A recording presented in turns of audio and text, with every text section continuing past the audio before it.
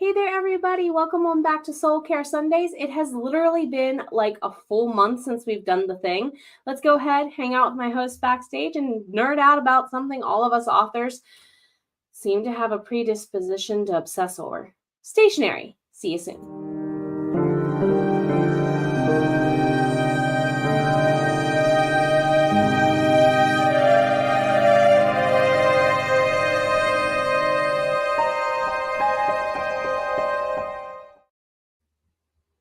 Welcome on back, everybody, to Soul Care Sundays. My name is Jenna O'Malley. I am your soul writer, author of sci-fi, cat mom to people like Moo, and also those nerdy references that are found sometimes in fantasy stuff like the Myrna Annals.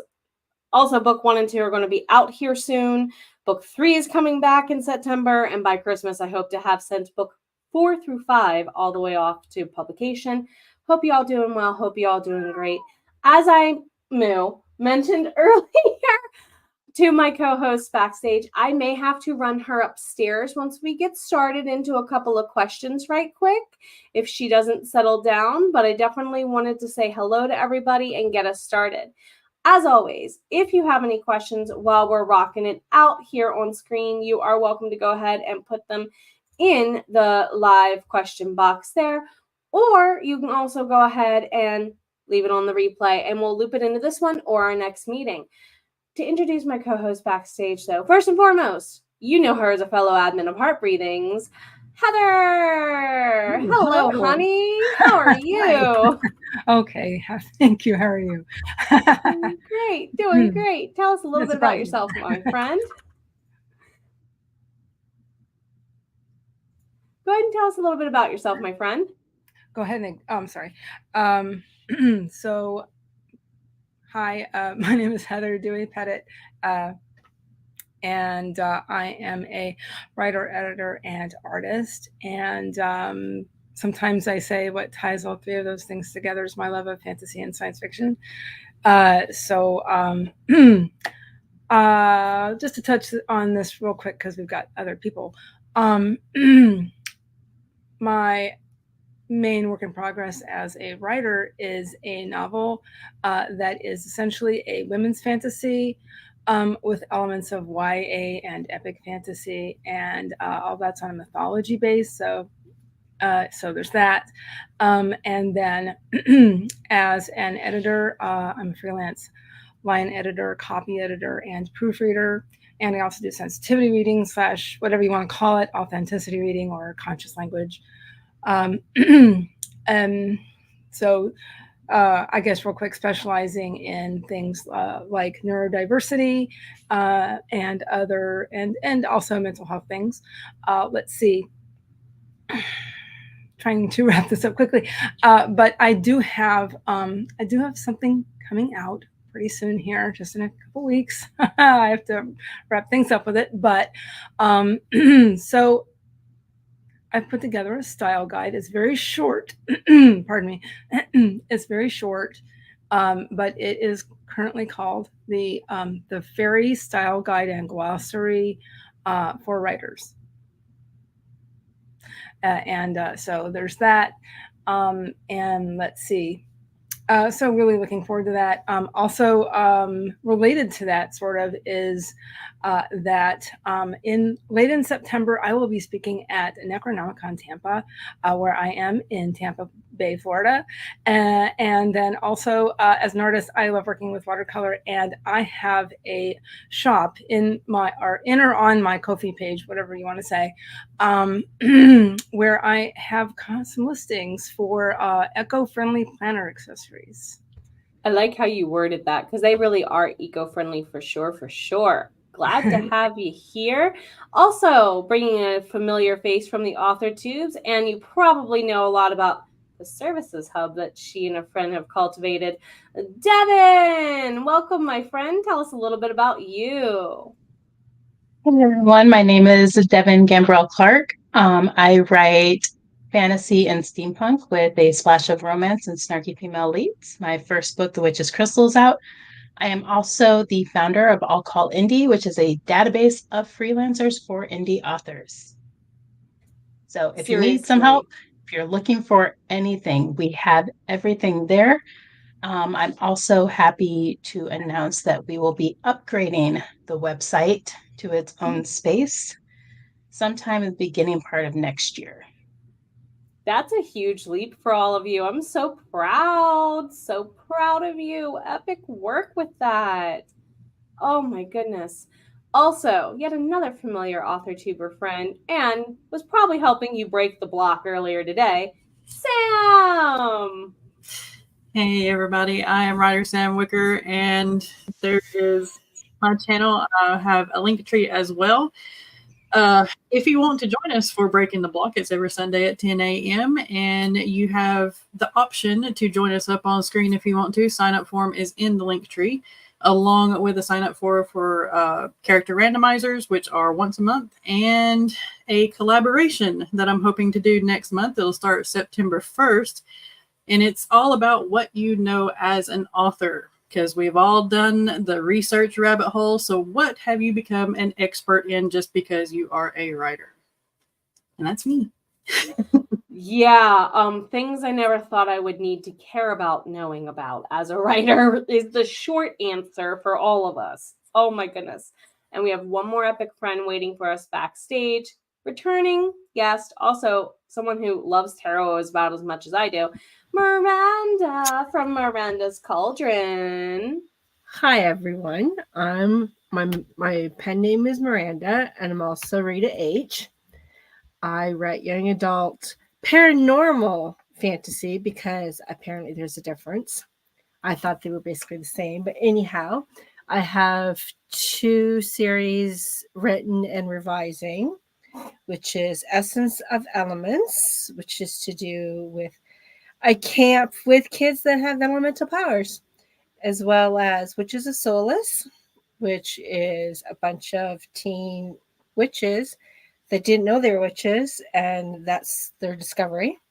And I'm still writing my first draft of Maple River, which is also a family of witches. And you can find me on my Instagram or my YouTube.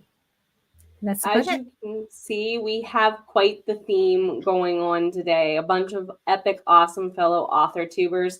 And we all have one thing in common. We love some stationery. So I'm going to go ahead and say hello to everybody in chat right quick after I make a quick announcement and get the first question going.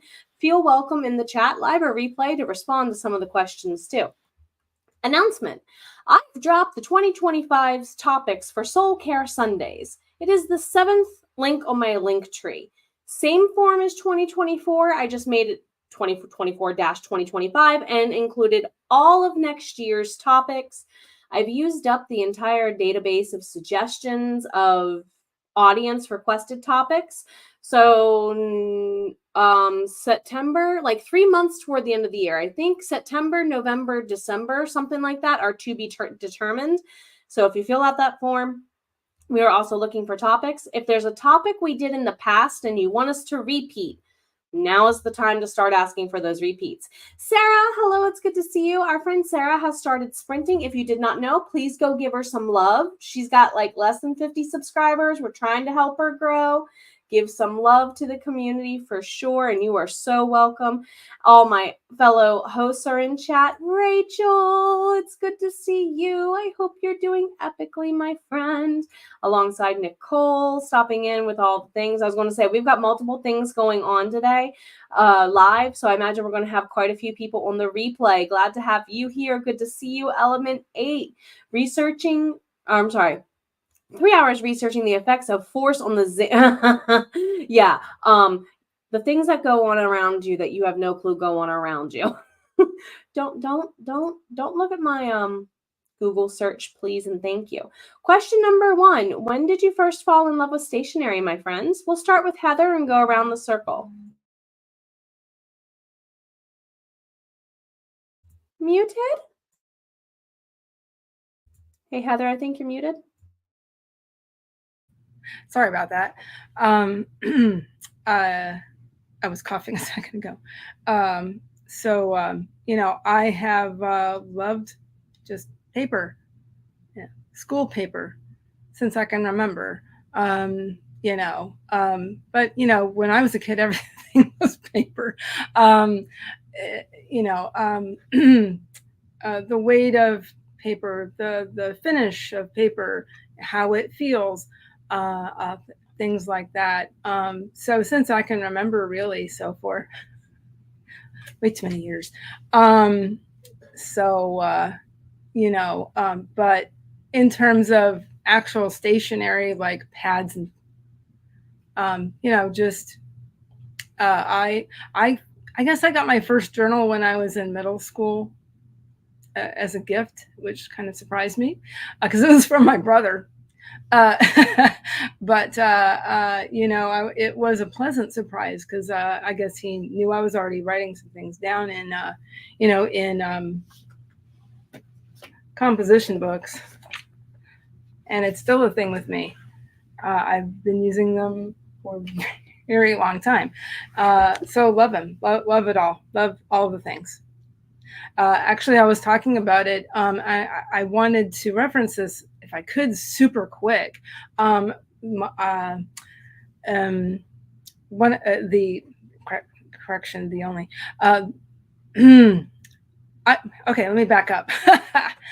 My panel that I hosted for the Neurodivergent Writers Conference this past year was about self-care for creative indies.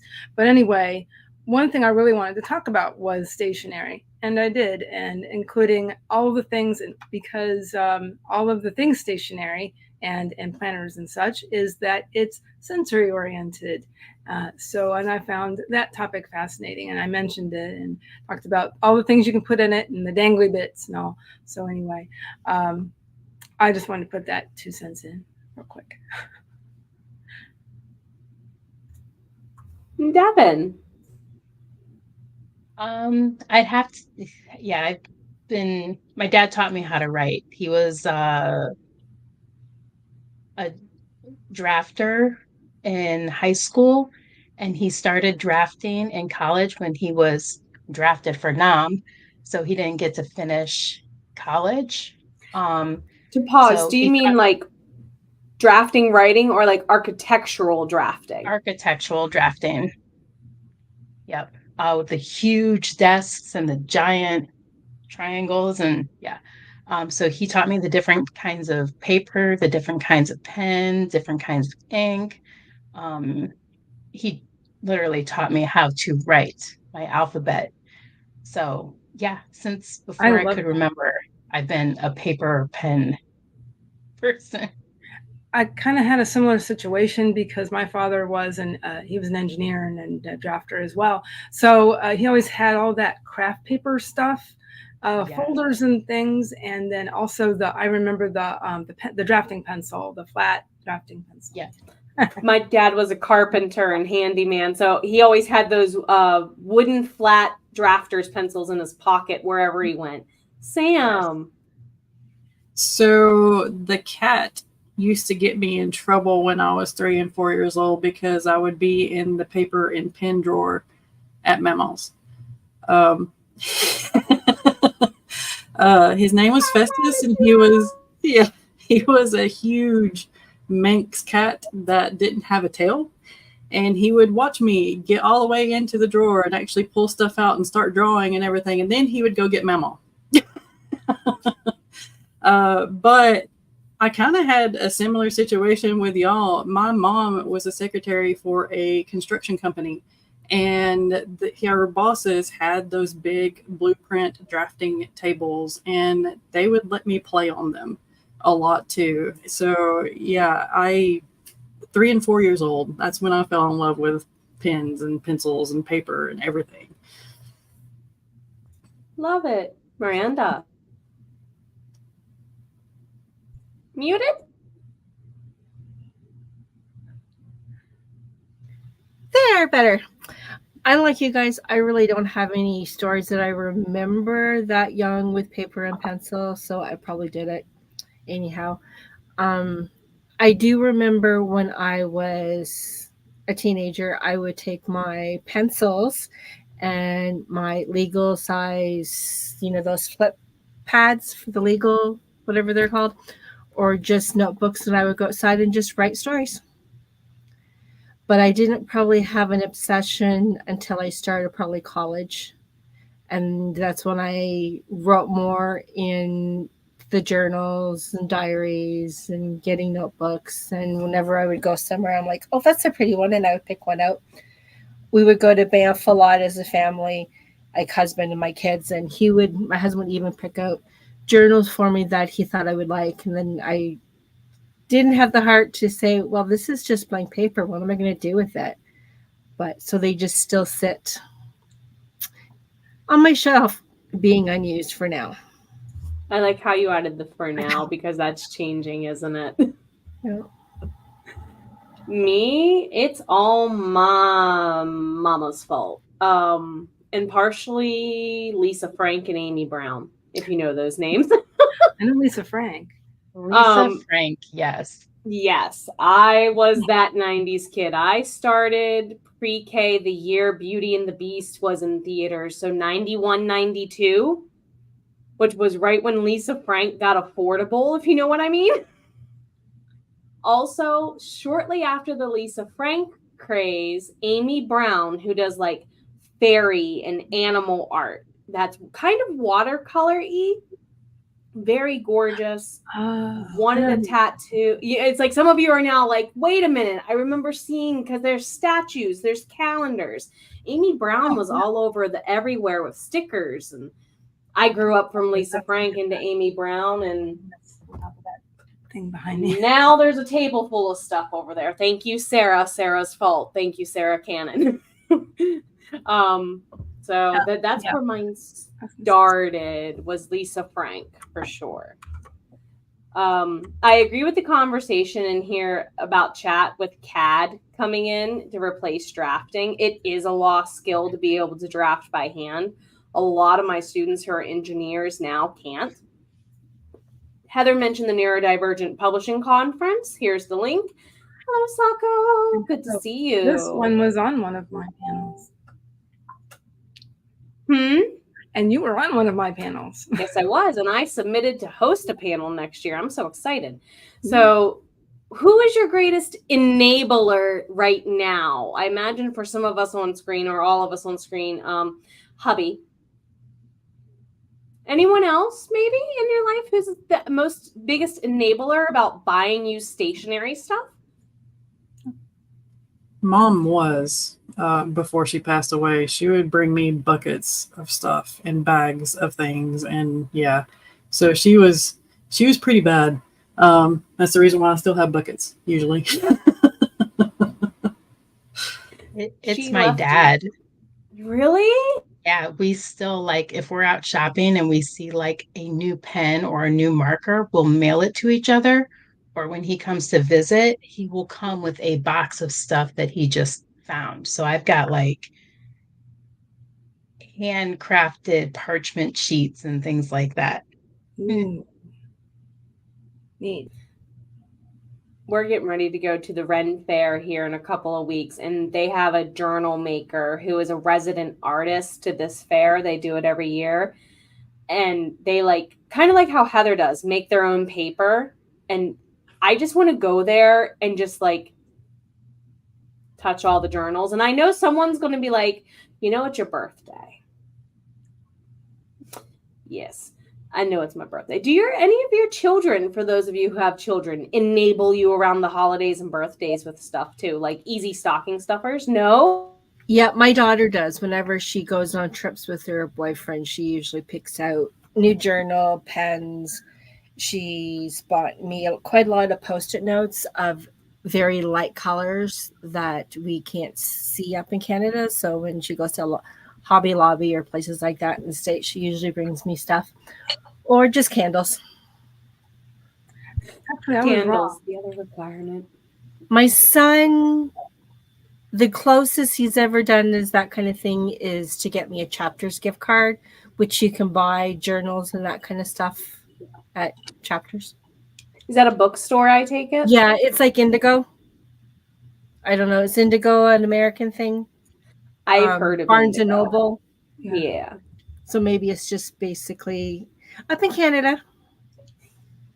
I was just about to say, we have one international audience member today, so thank you for representing the Canada.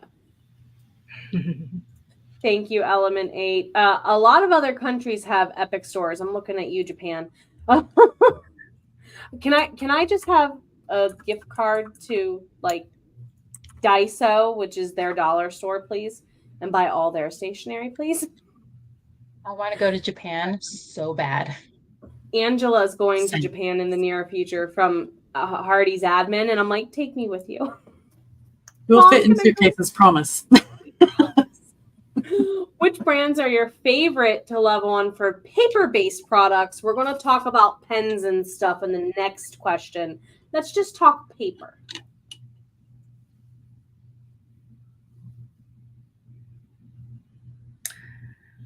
Paper right now. Everybody like paper planners? Don't you make your own paper, Heather? On Me? occasion? I a lot of my art I print on paper. So basically I take whatever kind of let me show you something. Whatever kind of ink or watercolor paper or and I will. What I did here was in this one planner that I have. It's just a kind of a Franken planner. In here is a where to go. Oh, I have. Oh, yeah, that's funny. I've got my thing in there. But where is it? I just saw it a minute ago. Here it is. Let me just pull it out.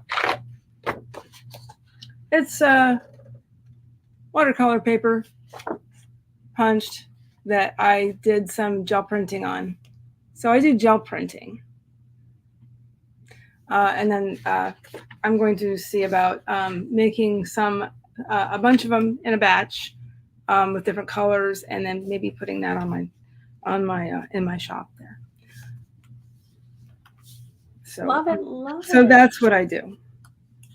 Epic. I Devin. can go on a whole tangent with papers. I don't have, like I said, my dad was an old architectural drafter. Each paper has its own specialty, so that's like a whole hour-long chat. As regular writing paper, I like 120 GSM. Just for regular pen and marker, it's perfect. All the other stuff is a little more artsy and requires different equipment. Yeah, I've had a little bit of that. I meant to grab it, but I do have a Logitech, and it is very nice to write on. It was my first one. I got it this past Christmas time, and after I had a project around that time, so I purchased myself a Logitech finally, and it's brilliant to write on. Mm-hmm. Their paper, and like I said in chat, Archer and Olive's paper, man, it's like silk. Yeah. It feels like silk between the fingers. Sam, what about you? So Archer and Olive is like my first, but whenever I draft, it's these guys. These are the jumbo journals that you can find on Amazon. Sometimes they're like, I think they're $6 or $7 now, but they used to be like $3 or $4. But yeah, this has got I'm No Hero, Death's Twisted Crown, and well, I'm No Hero is most of it because I'm No Hero was a beast when I wrote it. And then from Second and Charles, I get these guys. It's got 5 tabs. They're little character type journal things, and this is where I do half of my planning, some of my short stories and stuff like that. But these I absolutely adore. The paper quality in them is good for the notebook that they are. And yeah. But if you have a Second and Charles near you, look these up. And they also often host indie author people to come in their store and do signings. If you have a Second and Charles, get a hold of their local manager too. Miranda. I don't have a particular favorite brand. I do use a lot of the Michael's Artist Loft for basically simple journaling. These kind of things. They come in beautiful colors. I do handwrite my first draft of all my stories. Can't be in pen, it has to be in pencil. And currently I'm just using these little booklets, composition books, whatever they're called, from the dollar store. And I even got a bunch when I went to Montana a few years ago at their, it wasn't a dollar store, it was at their hardware store. I don't get any of the fancy Archer and Olive or anything like that. I do find I get a lot of my just regular spiral notebooks, even at the dollar store or Walmart. They're cheap, they're good, but maybe one day I'll break down and order from Archer and Olive or even on Erin Condren. I'm kind of in the boat of what works. I used to use a ton of spiral notebooks and stuff because it's what I had left over from teaching. Let's get real. Now I found the local Ollie's, Ollies. It's a liquidation bargain mart on the East Coast of the U.S. They have some really do I have one here? No, I don't. Yes, I do. They have some really nice journals, and they're like Archer and Olive grade paper. And some of them come from dollar stores, some of them come from other stores, and I get them from Ollie's for like $1 or $2. So if you have an Ollie's or a Big Lots, some sort of liquidation thing, they're going to have a ton of this stuff right now. And Walmart and Target probably just marked everything when they're back to school down to half off, just saying. Composition books are 50 cents right now at Walmart. 25. They're down to 25. Yeah. So definitely consider. Definitely. Any others on that question before we go on to ink-based products? I found some planners, some pretty kind of decent planners for about $5 at a Big Lots. I think it was last year, early last year, I believe. They weren't bad, Normally you get name brand stuff there. It's just last year's design. Okay. Right. Sometimes. Or it's like 6 months behind sometimes. Right. So ink-based products. Who do you owe your allegiance to for pens and pencils and so on?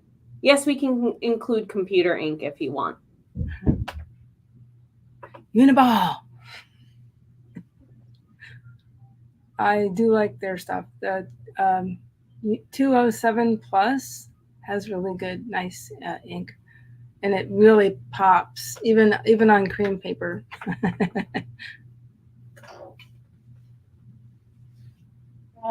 My go-to pen is the Energel 0.5. And my friend got me this custom pen for Christmas a couple of years ago, and the Energels fit in here. It was an Inkjoy. But ink, that's another downward spiral. So far, these are my two favorite for my fountain pen. The fact that she has like boxes, man. I just threw away a box of old cartridges from the very first one I ever got, which was for my mother a long time ago. Because they were probably 25 years old. Ish. Jane Eyre and No Longer Human are my favorite purples. I'm going to have to look at those because, yeah. I was going to say, I have a feeling we're swapping links later, just saying. Oh, yeah. I don't use my quill as often as I'd like because I'm weird and I use the quills for my leather-bound journal things, and I haven't written in those in a while.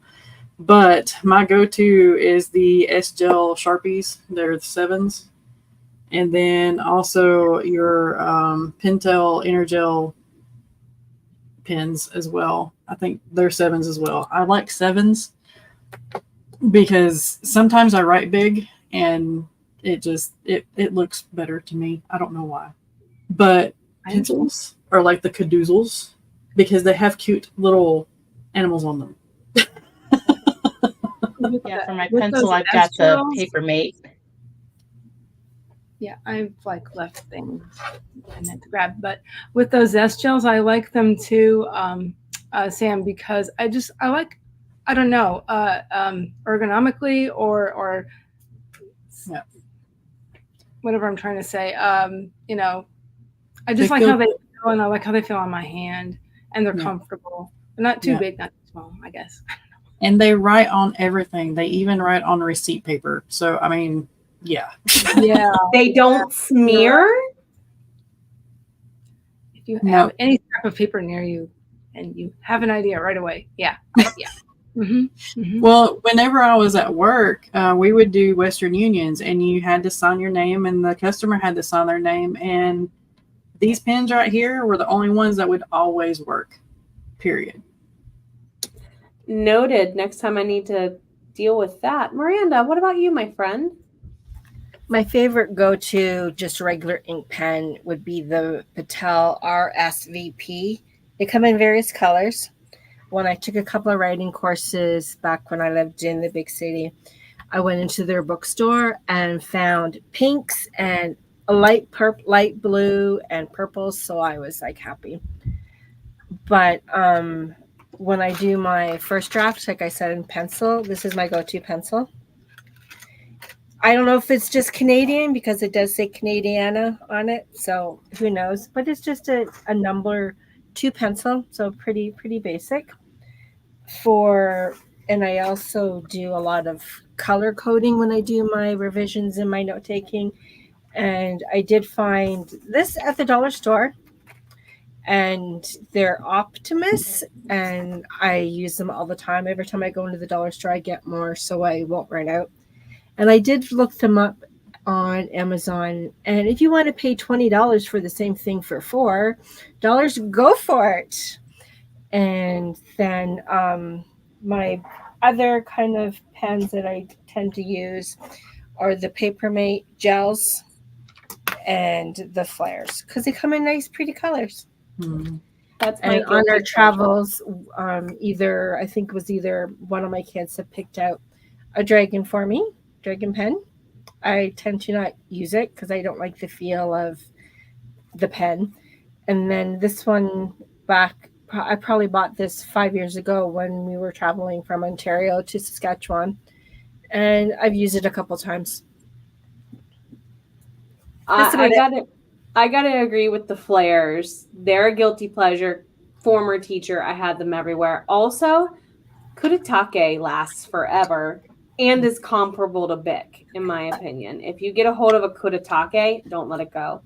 Just refill it with Bic until you get more Kuretake ink. Just saying, because I also am. I go to the dollar store to get these. Every time I finish writing a book, and I owe myself 2, I see. I get these. They're just really cute little like bejeweled.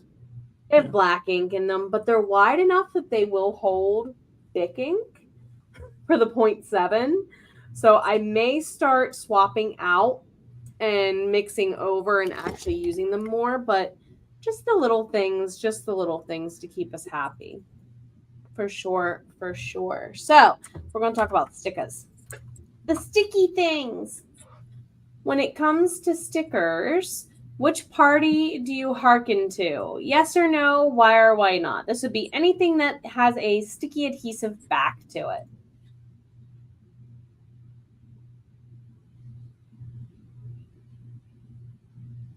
Don't have if it's a sticker, I'll put it on something or I'll make my own.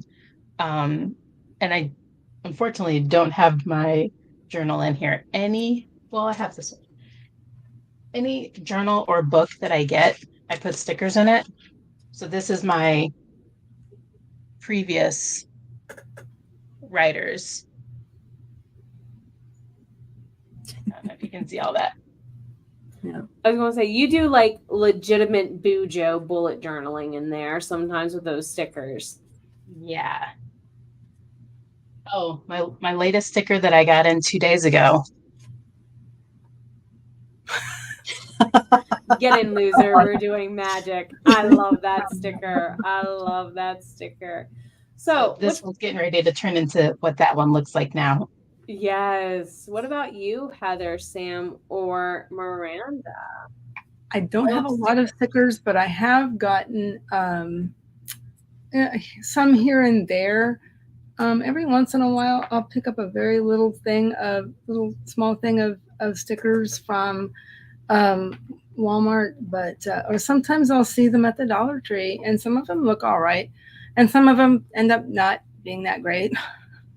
I picked up a pack of something and they just fell apart, but it just, I don't really spend a lot of money on stickers because I don't know.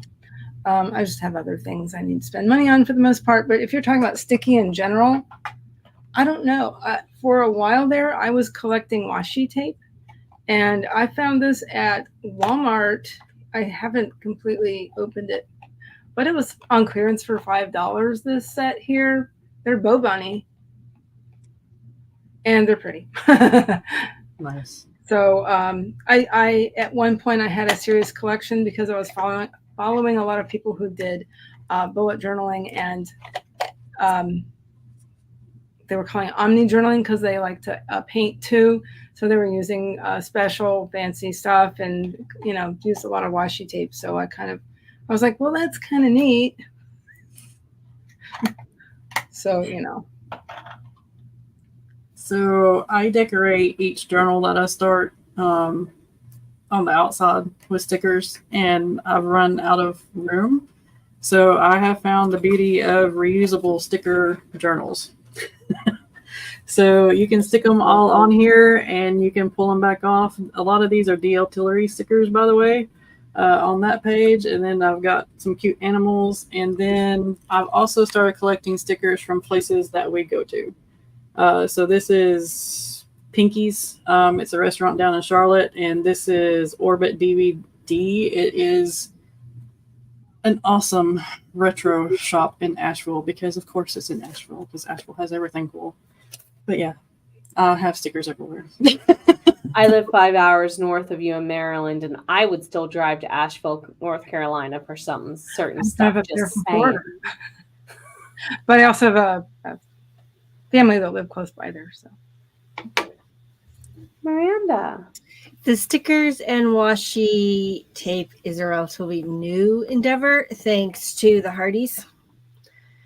I'm trying to use them both more often. I do use the washi tape in my HB90 planner, which is kind of set up as a bullet journal. And yeah, that's about it. I quite often pick up just little cheap little stickers at Walmart or the dollar store. It's particularly for tracking, like you did when you were a kid with the star, for tracking, especially for nano and camps. I'm guilty of having done the star because I have a ton left over. If you ever need little star stickers for rewards or something, let me know. I literally have thousands. I did last summer had a gift card for Michael, so I went in and was looking for stickers, and the stickers I found were not the best. They were thicker than the stickers that I've gotten through Amazon at various sites.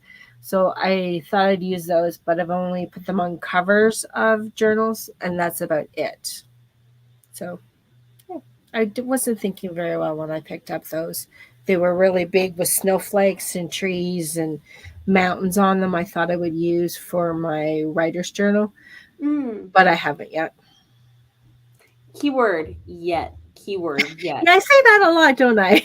No, it's a good word actually because of growth mindset things to have in your arsenal. A lot of people have to learn the power of yet, so it's good that you know it. I did the thing with Lisa Frank as a kid, and you can tell it carried over because yes, my emotional support water bottle is going to be filling up again because I'm that person who likes runes all over everything. My vehicle used to have, not this vehicle, the vehicle I had before this one used to have a ton of stickers on it. I'm that person. Don't give me a sticker. I'm going to stick it on something. Like a kid in a candy store. Somebody mentioned gift card as the last previous question is answer. So let's segue. You have a gift card to any, should say store. Should say store. To any story, sure. To any story, that's fitting. But to any store, you don't see a typo? No, none of you see a typo, not at all. Oh, I saw it. It's I insane. don't know what you're talking about. You have a gift card to any store of your picking for $500. Where are you going, and what is it going to be in that cart?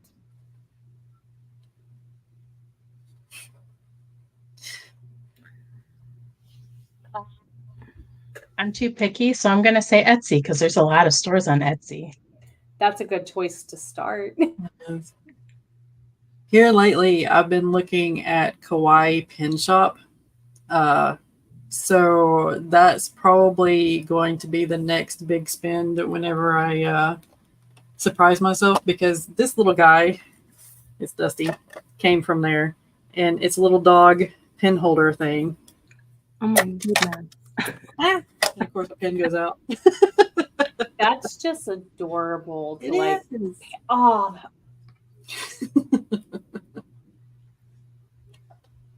Saco, yeah, Savannah and New Orleans, awesome. Lived there. If anybody ever gets a chance to go to those two towns, please do, because they're just amazing. I would even venture to say if you could do like a week-long trip and hit both of these places and then Asheville, you would be very tired. And you would see nothing. You wouldn't be there long enough. Any others for this question? Any others for the shopping? First, I would have to go to Michael's and get me another dozen of Artist Loft, either the grid or the dot or the line of various colors, and probably go browsing in Amazon because, well, I don't really have a local store close by, and I would probably pick up a planner or something of the Erin Condren, just because everybody talks about it, and Archer and Olive and all those kind of fun websites. I would have to and a calligraphy pen. My parents got one for me for Christmas. I don't know. I was under the age of 16, and I have no idea what happened to it, or if I even liked it, because, well, that was another lifetime ago. I would have to say not gift card, but cash, and send me to a flea market or a vintage shop. Very good point. I collect antiques. Vintage shop, thrift shop. Yes. I got a too. Just let me go to the Ren Fair with it, seriously, because I could probably spend that much on like homemade journals, calligraphy sets, because I finally found, I made this for my dad's carpenter's desk, and it's finally back in my possession after it was in storage forever. And it needs a pen, as you can see. So, yeah, I would get myself a nice, like, eagle feather, owl feather, quill, a nice nib set, an inkwell. Yes. Oh, that one. Is it really heavy? No, it is not. I have a crow quill. You know what I mean? Not really, but I have one of those I got a few years back because I wanted to do something particular, and it's really neat to write with. Yeah, it's scratchy, but you just have to make sure you do it in a certain way. There's a sort of a technique to it, but I haven't used it in a hot minute. But I think I'm gonna have to do some self-care later. And pull. I also have a glass pen that I grabbed at the Dollar Tree of all places a couple years ago. I haven't used it. I need to use it. So this is kind of a glass. I have a glass pen set too. Yeah. Oh. Now, for your feather, if you ever get tired of the scratchy, they do make metal nibs that will fit on a feather. And that's what I have. I've got crows and turkeys. A regular. Okay. Yeah. There they are. Yeah. Because you could spend $500 just. What I have. speedball plastic. It's just called a crow quill pen because okay. I think it's just made to look like that. I don't know. It's just something that people use with a couple kinds of ink. India ink, especially, apparently. Okay. India ink's like one of my favorite things to draw with, and I'm not a drawer, if that makes sense. I'm not usually a drawer, but sometimes I can be, and it was really interesting to draw with. Yes, I also have other pens that are that have like arty ink in it that came that way. It looks like a water pen, a water brush. I mean, if you guys know what I'm talking about. Yeah. And it came with, one of them came with sparkly ink, and it's really cool to draw with or write with or fill in something that I've stamped or something. Yeah, it's pretty cool. Devin, did you have something to add there? Think of the brand, I'll let you know. I've got, like I said, I've got some John Holland's. I don't know if you guys have ever heard, but they're a pen shop from the mid 1800s. I have 2 of these. I've got, I don't even want to count how many inkwells I have from the 17s to 1800s. Nice. This inkwell hasn't been dated. Oh, wow. Oh my And goodness. it's also a pen rest. That's pretty cool. Just for show, but my mother picked this up for me at Colonial Williamsburg. Yes. We were there a couple years ago, and I almost got one. Cool. So yeah. All of my nibs did come in this tin that my mom found at a garage sale from Cincinnati, Ohio. There's no date on this one, but yeah. When are we getting an inkwell tour video? Just saying, because you haven't done one yet, have you? I am planning a bookshelf tour of my vintage and antique books. That's coming up. We could hopefully ask for the inkwell one there. Just saying. Probably, yeah.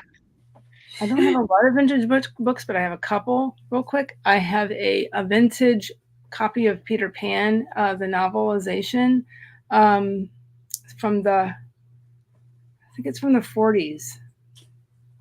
And yeah, I have enjoyed reading that on occasion without trying not to, I'm like, because I don't want to bother it.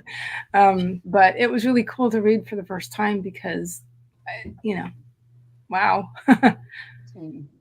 And some of those older books, you got to be careful if you touch them because of what is it? The green covers have chemicals that could be dangerous to the human. Like you can absorb those chemicals and whatnot. Yes, I don't buy those covers. Any books that I buy with green covers, I make sure that they are canvas and dyed instead of using the chemicals. I only have one left. So, long story short, when I left for the Navy, my dad's basement flooded and I lost more than half of my books. So I am rebuilding my library, but I can't get back those older books. Yeah, that kind of happened to me too. I had a when I was young, I got a copy of the Dean's Fairy Tales. You guys know what I'm talking about? And it was starting to fall apart, but I wanted to keep it, but it got damaged in water, and I was very disappointed. They're both in Florida, if that helps add up why a little bit. Sam or Miranda, anything to add, my friends, before we go to our next to last question? Not really for me. So, since becoming a creative business-like person or writing and publishing and similar, have you noticed an increase in your stationery uses or a decrease? How so?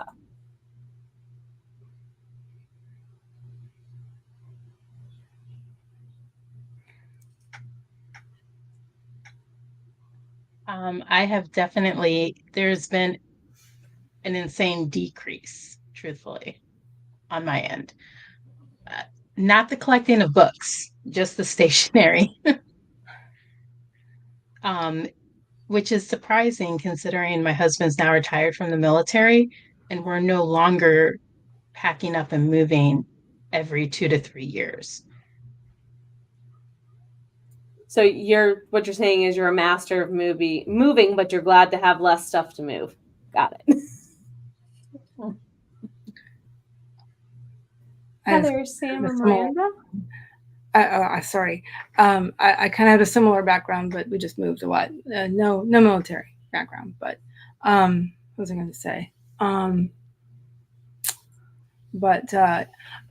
I've had, it's interesting. I've had a decrease in over the last couple of years in things like this. I don't buy a lot of accessories anymore, but I have to have something, and I've realized I have to have something separate for businessy things. That's what the LOIC term is for, has been used for this year. That's what I wanted. I wanted something. This is to track certain things, and keep up with certain things, but more business end. And then I got a cover for it. And I got a leather cover for it. But anyway, but yeah, a drastic reduction in buying pens and etc. All the little accessories. I'm using what I have. Plus I'm on a no buy. So there's that. I tend to fluctuate a lot because I go in between writing in a journal and using this, my Supernote. So when I get aggravated with a Supernote, I go back to my paper and vice versa. So like I said, it fluctuates. So I guess throughout the year, comparing years, it probably stays about the same. And I use up a ton of pens. That's the reason why I still have buckets. Oh, I have a cart next to my desk, and the top one is full of pens. Mm-hmm. And I have all kinds of stuff, planners that I really haven't used, but and other things like that. Yeah. These are the pens that I use on a regular basis. I have 4 buckets that are backups. These are my stash of all my black pens plus some other things. I have used a lot of mechanical pencils. Anybody use mechanical pencils? Mm-hmm. I do when I do gaming stuff. Yeah. I find that when I'm first planning a project, I use mechanical pencils. Yeah. Maps for me. Refills, because they always come with refills, but and then eventually the pen just stops working. Our pencil stops working. That's whatever. Miranda, anything to add before we go on to the next one? I have an addiction to pens, just like everyone else. I have 3 of these, plus 2 drawers full with the little trays. But for increasing, yes, I've bought more pens. Like I bought these pens, I don't know, maybe 2 years ago, and I hardly use them. Some of them, when I say, well, I should use these pens, they've dried out, which is strange because I keep them flat. I don't put them upside down because I've been told that if you put them upside down, they're going to drain out and they're not going to be any good. So when I find a go-to pen that I like, I tend to buy a lot of them. I did buy 3 of these A5 binders with this really nice paper from, I think it was Jenna's, she was giving away an Amazon card. This was probably, I want to say 3 years ago, and I've never really used them because I was afraid to use the nice paper, even though it was just random paper. But I did buy a bunch of these little spiral notebooks to do my bullet journal, my series binder, or people call it series Bible, and I'm not a fan of that. So I just call it my series binders. And so maybe one day I will take all this stuff and put it in on the fancy paper in the fancy book so I can move them to different locations instead of always rewriting. And the little thing about AutoCAD, my husband went to college in the 80s for draftsmen, architects or drafting, and he has not once, other than in class, has used the AutoCAD thing. Everything goes on paper. Wow, that is an old art being lost for Back sure. in, I want to say maybe before the kids were born, he was doing plans for the small town we lived in. And the engineer in town in charge of the town was very surprised he was the only person he's ever dealt with that still did paper. I was going to say, I don't even think they teach paper in some engineer programs. I could be wrong. Probably not, because like my hubby was in college back in 88 and they did both. But in his last year, he was introduced to the computer aspect of it. And a lot of the kids, well, young adults, hated it. They would rather just use paper. They were it was just, he's not technically digitally inclined. Gotcha. I can tell you they do not use paper anymore. When my husband was thinking about getting out of the military, I went back to school for architecture. I only got to finish 2 semesters because he stayed in and we had to leave. And there was no paper. It was all AutoCAD. That's why my dad got out of it in the 90s and early 2000s, because he could draw it. He could read the AutoCAD drawings.